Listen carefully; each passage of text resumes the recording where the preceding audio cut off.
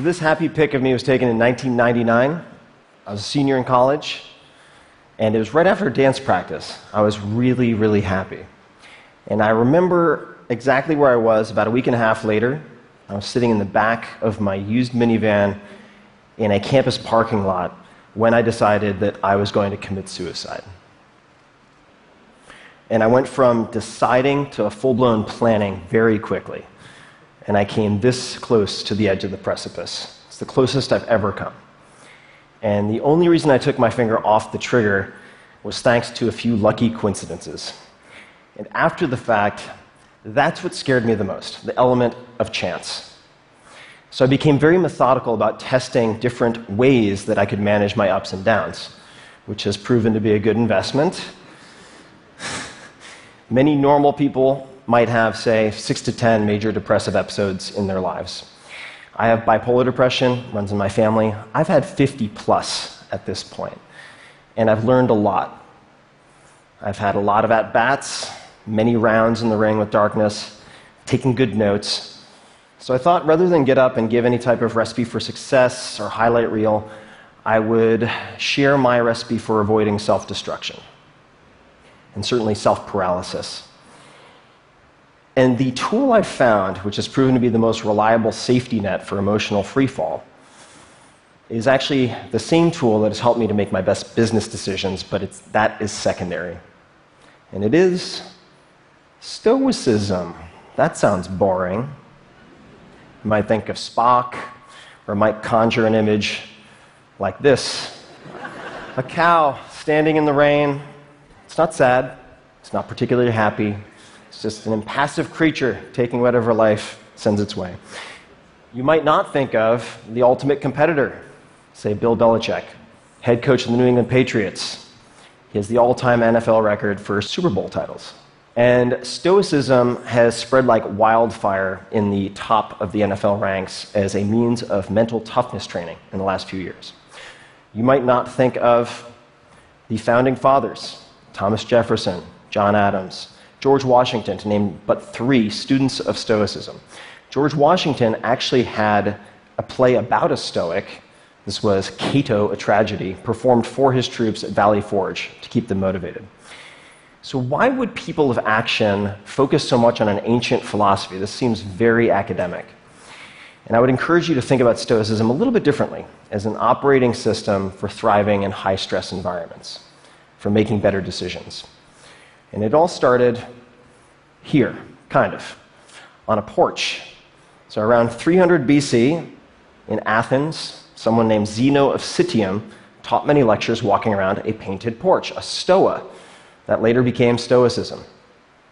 And in the Greco-Roman worlds, people used Stoicism as a comprehensive system for doing many, many things.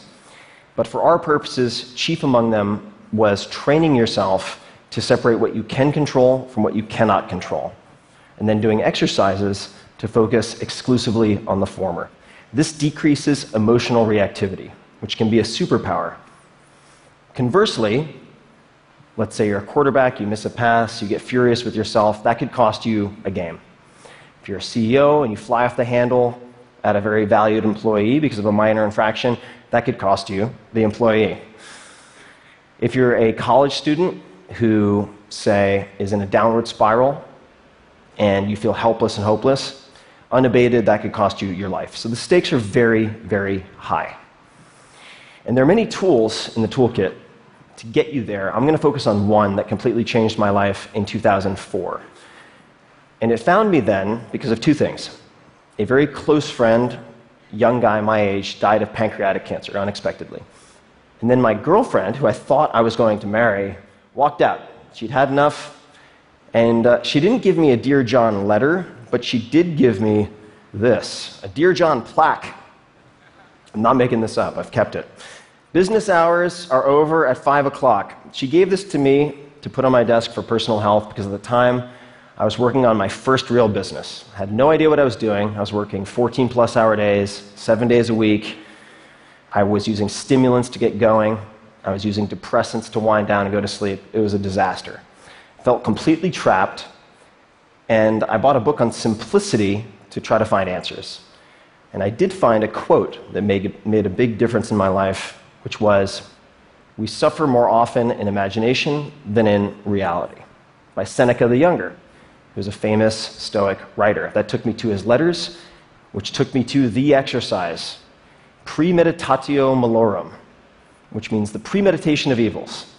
And in simple terms, this is visualizing the worst-case scenarios in detail that you fear, preventing you from taking action so that you can take action to overcome that paralysis.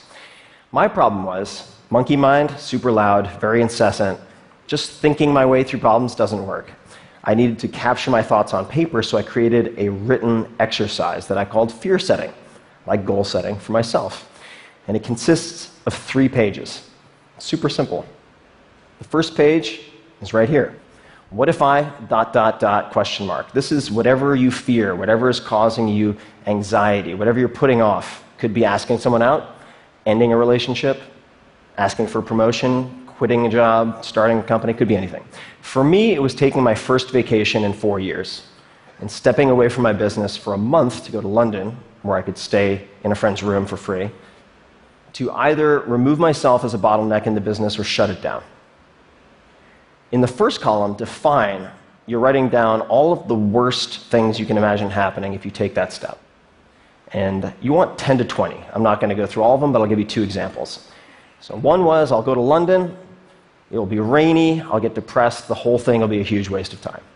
Number 2, I'll miss a letter from the IRS, and I'll get audited, or raided, or shut down, or some such. And then you go to the prevent column. In that column, you write down the answer to, what could I do to prevent each of these bullets from happening, or at the very least, decrease the likelihood, even a little bit. So if we're getting depressed in London, well, I could take a portable blue light with me, use it for 15 minutes in the morning. I knew that helped to stave off depressive episodes. For the IRS bit, I could change the mailing address on file with the IRS, so the paperwork would go to my accountant instead of to my UPS address. Easy peasy. Then we go to repair. So if the worst case scenarios happened, what could you do to repair the damage even a little bit? Or who could you ask for help? So in the first case, London, well, I could fork over some money, fly to Spain, get some sun, undo the damage if I got into a funk. In the case of missing a letter from the IRS, I could call a friend who is a lawyer or ask, say, a professor of law what they would recommend, who I should talk to, how had people handled this in the past. So one question to keep in mind as you're doing this first page is, has anyone else in the history of time, less intelligent or less driven, figured this out? Chances are the answer is yes. The second page is simple. What might be the benefits of an attempt or a partial success? So you can see we're playing up the fears and really taking a conservative look at the upside. So if you attempted whatever you're considering, might you build confidence, develop skills, emotionally, financially, otherwise? What might be the benefits of, say, a base hit? Spend 10 to 15 minutes on this. Page 3.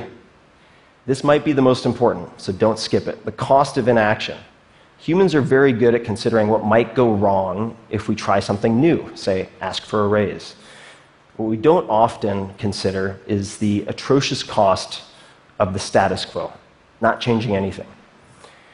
So you should ask yourself, if I avoid this action or decision, and actions and decisions like it, what might my life look like in, say, 6 months, 12 months, 3 years? Any further out, it starts to seem intangible. And really get detailed. Again, emotionally, financially, physically, whatever. And when I did this, it painted a terrifying picture. I was self-medicating. My business was going to implode at any moment, at all times, if I didn't step away. My relationships were fraying or failing. And I realized that inaction was no longer an option for me. Those are the 3 pages. That's it. That's fear setting. And after this, I realized that on a scale of 1 to 10, 1 being minimal impact, 10 being maximal impact, if I took the trip, I was risking a 1 to 3 of temporary and reversible pain for an 8 to 10 of positive, life-changing impact that could be semi-permanent. So I took the trip. None of the disasters came to pass. There were some hiccups, sure. I was able to extricate myself from the business. I ended up extending that trip for a 1.5 years around the world. And that became the basis for my first book that leads me here today. And I can trace all of my biggest wins and all of my biggest disasters averted back to doing fear setting at least once a quarter. It's not a panacea. You'll find that some of your fears are very well-founded, but you shouldn't conclude that without first putting them under a microscope. And it doesn't make all of the hard times, the hard choices easy, but it can make a lot of them easier. So I'd like to close with a profile of one of my favorite modern-day Stoics. This is Jerzy Gregorek. He is a 4-time world champion in Olympic weightlifting, political refugee, published poet, 62 years old. He can still kick my ass and probably most asses in this room. He's an impressive guy. I spend a lot of time on his stoa, his porch, asking life and training advice. He was part of the Solidarity in Poland, which was a nonviolent movement for social change that was violently suppressed by the government. He lost his career as a firefighter. Then his mentor, a priest, was kidnapped, tortured, killed, and thrown into a river.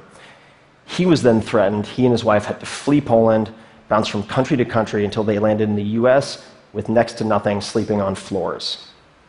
He now lives in Woodside, California, in a very nice place.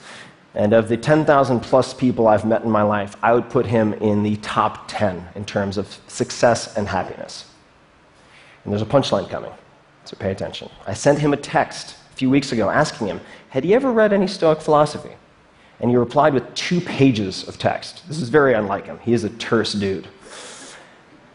And not only was he familiar with Stoicism, but he pointed out for all of his most important decisions, his inflection points, when he stood up for his principles and ethics, how he had used Stoicism and something akin to fear setting, which blew my mind. And he closed with 2 things. Number 1, he couldn't imagine any life more beautiful than that of a Stoic. And the last was his mantra, which he applies to everything, and you can apply to everything. Easy choices, hard life. Hard choices, easy life. The hard choices, what we most fear doing, asking, saying, these are very often exactly what we most need to do. And the biggest challenges and problems we face will never be solved with comfortable conversations, whether it's in your own head or with other people. So I encourage you to ask yourselves, where in your lives right now might defining your fears be more important than defining your goals? Keeping in mind all the while the words of Seneca, we suffer more often in imagination than in reality. Thank you very much.